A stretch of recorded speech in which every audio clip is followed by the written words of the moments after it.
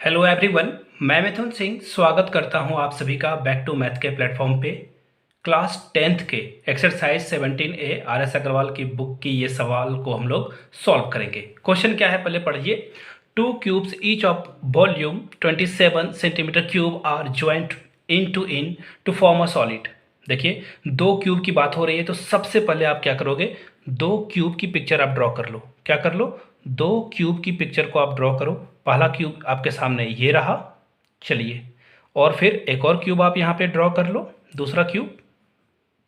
ठीक है, चलिए अब मैंने दो क्यूब्स ड्रॉ कर लिए। अब क्या बोला गया है कि दो क्यूब्स को ज्वाइन कर दिया गया है एक साथ।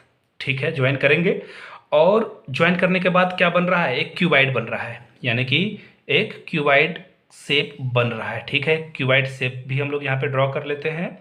ड्राइंग मेरी बहुत ख़राब है, सॉरी फॉर दैट। चलिए, ये रहा क्यूबाइड। अब बात करते हैं 1 to 1। सबसे पहले क्या बोला गया है कि टू क्यूब्स जिसका वॉल्यूम कितना है 27 सेंटीमीटर क्यूब। तो देखिए, दो फॉर्मूले की इसमें आपको ज़रूरत पड़ेगी। दो फॉर्मूले को आप लोग जानने की कोशिश करेंगे। दो फॉर्मूले जो है, पहला तो वॉल्यूम ऑफ क्यूब क्या होता है, और जो क्यूबाइड बनने वाला है, ये दोनों को मिलाने के बाद एक क्यूबाइड बनेगा, उसका सरफेस एरिया क्या होता है।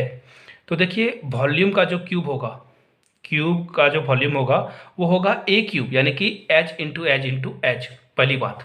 दूसरी बात, total surface area of cuboid क्या होता है वो मैं आपको बता दूं। Total surface area of cuboid होता है, यहाँ से देख लो, 2 LB BH और HL, यानी कि length into breadth, breadth into height, height into length.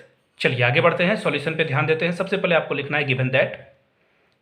बिल्कुल बोर्ड एग्जाम में कैसे आप लिखोगे उसके अकॉर्डिंग मैं बता रहा हूं। गिवन दैट वॉल्यूम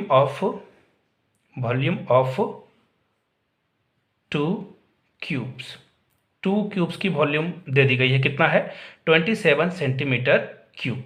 चलिए अब देखो, दो को अगर हम लोग फॉर्म कर दें तो बनेगा, तो वॉल्यूम तो दोनों की सेम ही रहेगी। अगर आप सपोज कर लो कि एक ग्लास मिल्क है यहाँ पे 7 लीटर का, इसमें भी 7 लीटर का, अगर उसको हम लोग इस शेप में, टिफिन के शेप में अगर डाल दें तो क्या होगा, 7 और 7 14 लीटर ही तो दूध आएगा ना, यानी कि दोनों का जो वॉल्यूम है वो सेम ही रहेगा। चलिए, वॉल्यूम ऑफ टू क्यूब्स क्या हो जाएगा। सबसे पहले देखो, आपको पता ही है, अभी मैंने बताया वॉल्यूम का फॉर्मूला क्या होता है, a cube equal to 27 centimetre cube. अब देखो 27 जो है ना, वो 3 का क्यूब है, कर दिया मैंने। अब देखो, क्यूब और क्यूब कैंसिल हो जाएगा, ऐसे तो होता नहीं है, वो यहाँ पे 3 सर्ट्स हो जाएगा, बट अभी फिलहाल इतना समझ लो कि क्यूब क्यूब कैंसिल हो गया। Finally a is equal to 3 centimetre आ चुका है हम लोगों का। अब ध्यान से देखने वाली बात है, दो क्यूब को अगर आप ऐसे फॉर्म करोगे सटाकर, सॉरी यहाँ पे गड़बड़ होगी, मैं फिर से ड्रॉ कर लेता हूँ। यहाँ से देख लो आप, टू क्यूब्स को अगर आप सटाकर जो है फॉर्म करोगे तो देखिए क्या रिजल्ट आएगा। यहाँ से देख लो, ये दोनों को सटाने पे कितना हो जाएगा, ये लेंथ 3 है, ये भी लेंथ 3 है, ये भी लेंथ 3 है, यानी कि सारे एज यहाँ पे 3 3 है। यहाँ से देख लो 3 3 है। अगर इन दोनों को सटा दूँ तो ये देखो, ये 3 हुआ ना, ये भी 3 हुआ, दोनों मिलकर कितने हो जाएंगे 6, यानी कि 4 क्यूबाइड जो हम लोगों का बनने वाला है, 4 क्यूबाइड, लेंथ क्या हो जाएगा आपका, length is equal to 6 centimetre. अब देखो, हाइट कुछ बदलने वाली है क्या, सेम ही हाइट रहेगी, और ब्रेथ भी आपका क्या रहेगा, सेम ही रहने वाला है, यानी कि ब्रेथ भी आपका क्या हो जाएगा, breadth is equal to 3 centimetre and height, या फिर डेप्थ जो भी बोलो आप, height is equal to 3 centimetre. यानी कि सारी बातें क्लियर हो गई यहाँ तक। चलिए आगे बढ़ते हैं। अब आपको क्या लिखना है, total surface area, total surface area of cuboid. Total surface area of cuboid is equal to क्या होता है, 2 into length breadth, breadth into height, height into length. चलिए, टोटल सरफेस एरिया मैंने लिख दिया। अब आपको सारे रिजल्ट पता है। लेंथ यानी कि लेंथ कितना है 6, ब्रेथ कितना है 3, फिर यहाँ पे क्या हो जाएगा, ब्रेथ यानी कि 3, हाइट भी इसका 3 है, 3 इंटू लेंथ की बात करें तो ये 6 हो जाएगा। चलो अब आपस में मल्टीप्लाई कर लो सारे को, 3 6 जा, या 3 छके 18, 3 3 जा 9, और 3 6 जा 18। अब सारे को ऐड कर दो आप, 18 18 36, 36 प्लस 9 कितना हो जाएगा 45। अब इन दोनों को अगर आप आपस में मल्टीप्लाई कर दोगे तो ये हो जाएगा 90।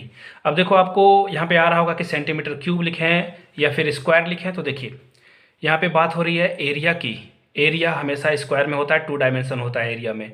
चलो, ये तो फाइनली रिजल्ट आ गया। ये क्या आ गया? रिजल्ट आ गया।